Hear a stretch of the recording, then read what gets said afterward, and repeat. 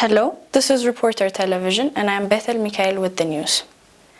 DMI Associates, a prominent legal consultancy firm based in Lyon, France, has been approached to assist the Ethiopian government on its long overdue World Trade Organization WTO accession process on the reform and customs management system.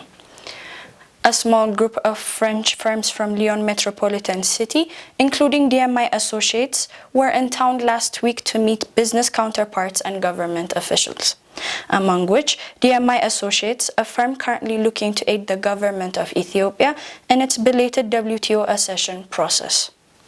Francois Taylor, CEO of DMI Associates, told the reporter that his firm is in talks with the government to render its consultancy services for Ethiopia's WTO accession team.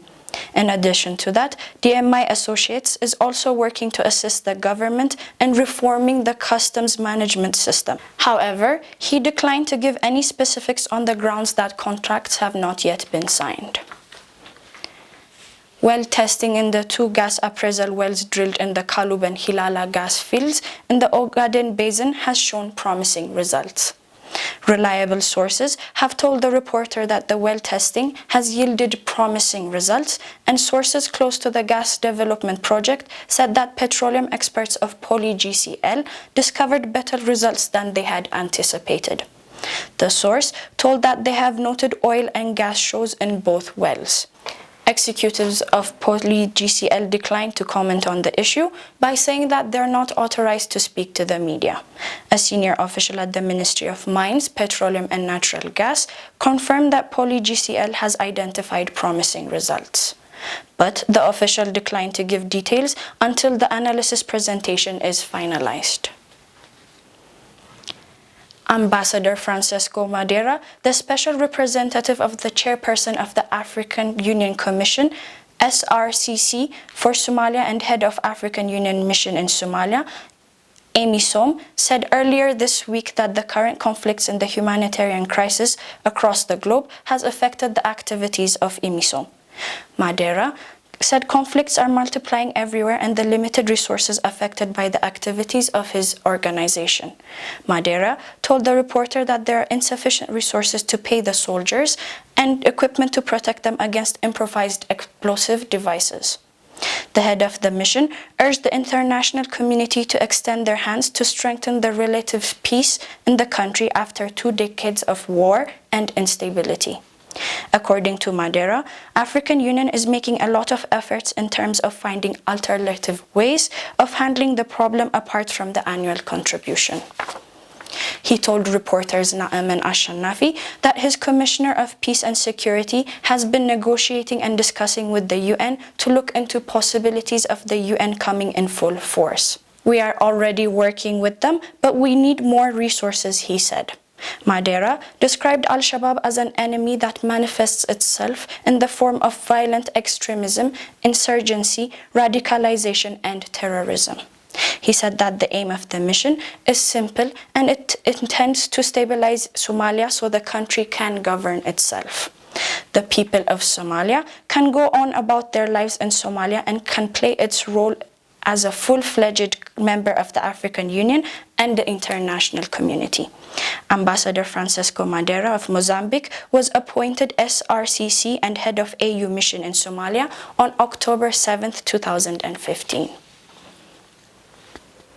A total of 11 employees working for the Commercial Bank of Ethiopia CBE, Northern Addis Ababa district, and the Birhanena Salam branch have been implicated in a fraud case involving 27.8 million birr, which they have withdrawn from various accounts and transferred to a dummy company and an account number. The total sum of 27.8 million was withdrawn from various governmental agencies that are customers of the Commercial Bank of Ethiopia and was deposited to another account, an account owned by a dummy company called Waqela PLC. Waqela PLC, the company behind the phony bank account, does not exist altogether. The group, however, managed to present forged documents which include forged trade license, trade registration certificate, tax registration certificate, article of association, and bylaws. The elaborate plot then continued to transfer huge sums of money to the phony account number, just like that would happen with formal payment and money transfer from one account to another. According to the preliminary investigation, the millions transferred to the phony account was then carefully withdrawn under different names and was deposited under different banks' accounts in various banks in Addis Ababa. The group carefully spread the money across a number of private and state-owned banks, including Dashin, Wagagan, NIB International, Awash International, and other banks. Upon establishing reasonable doubts that the 11 employees were connected to the suspected fraudulent activity, CBE has passed over the names and documents to the Federal Ethics and Anti-Corruption Commission to investigate.